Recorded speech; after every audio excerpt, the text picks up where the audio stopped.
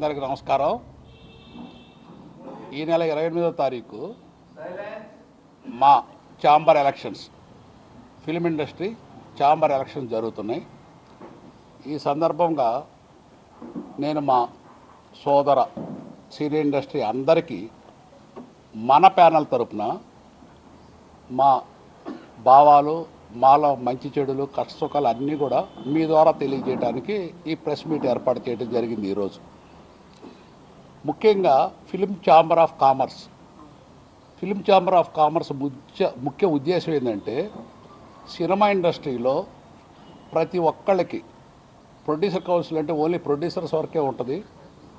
Film chamber of commerce 4 విభాగాలు: exhibitors, distributors, studio owners and producers.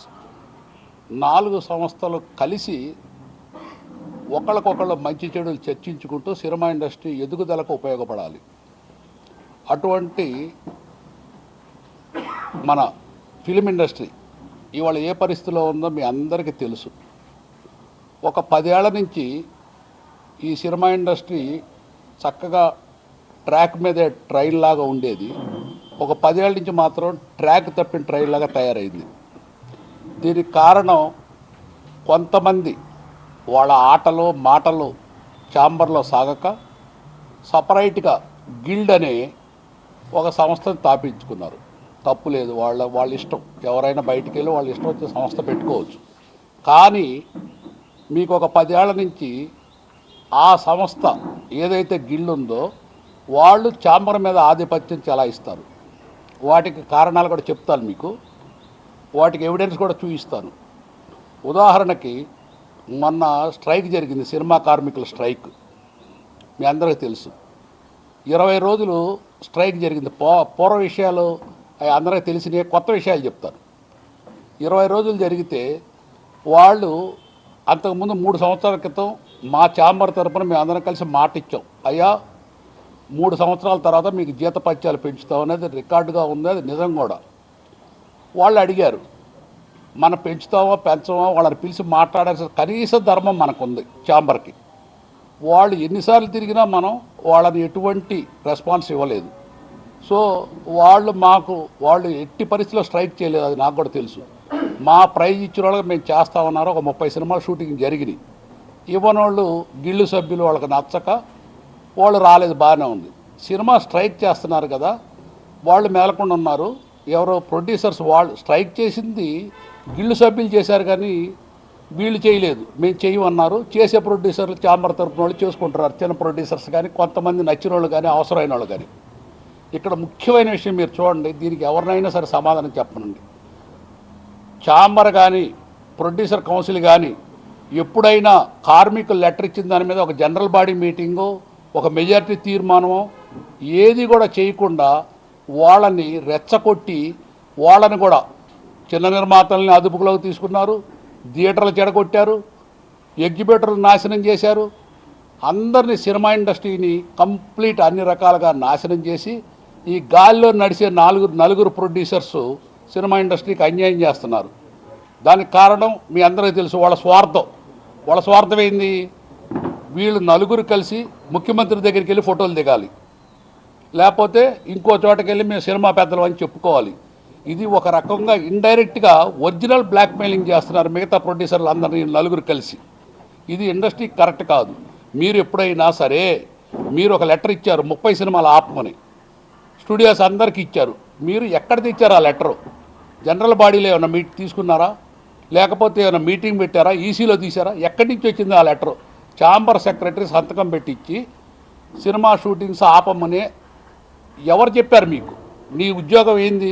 మీ అందరం ఎన్నుకుంటే నిర్మాతల తరపున మీరు ప్రెజెంట్ చేయాలి, రిప్రజెంట్ చేయాలి. You are only representative. నీకెవడిచ్చారు అధికారం సినిమా షూటింగ్ ఆపమని? సరే, అయిపోయింది. 20 రోజులు షూటింగ్ ఆపారు, బాగానే ఉంది. వాళ్ళ చుట్టూ వీళ్ళ చుట్టూ తిరిగారు. ఆఖరికి ఒక యోగ్యుడైన ముఖ్యమంత్రి ఉండబట్టి, రేవంత్ రెడ్డి ఉండబట్టి, ఆయన ప్లస్ సినిమాటోగ్రఫీ మంత్రి ప్లస్ ఎఫ్టీసీ చైర్మన్ వీళ్ళ ముగ్గురు కలయికతో పిలిచి 24 గంటల స్ట్రైక్ సాల్వ్ చేసి సినిమా ఇండస్ట్రీ కష్టాలు 24 గంటలు తీర్చారు. ఛాంబర్ ఎందుకు చేయలేదు ఆ పని? అది ఆ డ్యూటీ ఎవరిది? ఛాంబర్ది. ఎందుకు చేయలేదు మీరు? నేను పర్సనల్గా ఒక మీటింగ్ నన్ను కూడా పిలిస్తే వెళ్ళాను. వెళ్తే వాళ్ళు ఏమన్నారు, అయ్యా మీరు ఏం చెబుతా తింటాం మేము, స్ట్రైక్ కాల్ ఆఫ్ చేస్తాం అని సెక్రటరీని అడిగితే సెక్రటరీ లేదండి వాళ్ళు మనం చెప్పిన రూల్స్కి కూడా మనం చెప్పిన విధానానికి వీళ్ళు ఒప్పుకోకపోయినా సరే ఒప్పుకున్నా సరే మేము మాత్రం స్ట్రైక్ కంటిన్యూ ఎందుకు చేయాలి మీరు స్ట్రైక్ కంటిన్యూ? ఎవరికి నీ పర్సనల్గా లాభం? సినిమా ఇండస్ట్రీకి నష్టం కదా. ఎన్ని కోట్లు పోతాయి ఒకరోజు షూటింగ్ ఆపితే? ఆ కనీస జ్ఞానం ఛాంబర్ వాళ్ళకి ఎవరికైనా ఉందా ఇప్పుడున్న వాళ్ళకి? అంచేత ఇది మిస్యూజ్ చేస్తున్నారు వీళ్ళు పవర్. అంచేత ఇది అంతా కూడా సినిమా ఇండస్ట్రీకి నష్టం. యాక్చువల్గా ఇది గుత్తాధిపత్యం చేతిలో ఉంది. మీరు చూడండి 10 ఏళ్ల నుంచి ఎట్లా ఉండే సినిమా ఇండస్ట్రీ ఎట్లా అయిపోతుంది. ఒక చిన్న హీరోని బతకనీరు, ఒక సినిమా కొత్తగా వచ్చిన బతకనివ్వరు. అన్నిటికన్నా దారుణం QBFOలు కొన్ని వేల కోట్లు కాజేస్తున్నారు సంవత్సరం వీళ్ళు, చిన్న నిర్మాతలు కానీ మిగతా నిర్మాతలు కానీ. ఇదంతా కూడా సినిమా పెద్దలని ఒక బోర్డు అడ్డం పెట్టుకొని దాని ద్వారా సంపాదిస్తున్నారు ఇన్ఫ్లుయెన్స్. వాళ్ళకి కావాల్సింది ఏంది? ఛాంబర్ అడ్డం పెట్టుకొని మంత్రుల దగ్గరికి ముఖ్యమంత్రుల దగ్గరికి ఫోటోలు దిగాలి వాళ్ళు. ఎప్పుడు కూడా ఛాంబర్లో ఒక్కటి సాల్వ్ చేసింది లేదు. ఈ సినిమా పెద్దలు ఎవరైనా సరే సినిమా ఇండస్ట్రీకి ఏదైనా ఒక్క మంచి పని చేశారో చెప్పమని చూద్దాం. ఒక్క మంచి పని ఏ సినిమా ఇండస్ట్రీలో ఉన్న పెద్దలు సినిమా ఇండస్ట్రీకి ఉపయోగపడే ఒక మంచి పని ఏదైనా చేశారని చెప్పనండి. మేము చిన్న నిర్మాతలు ఒక గొప్ప పని చేసాం.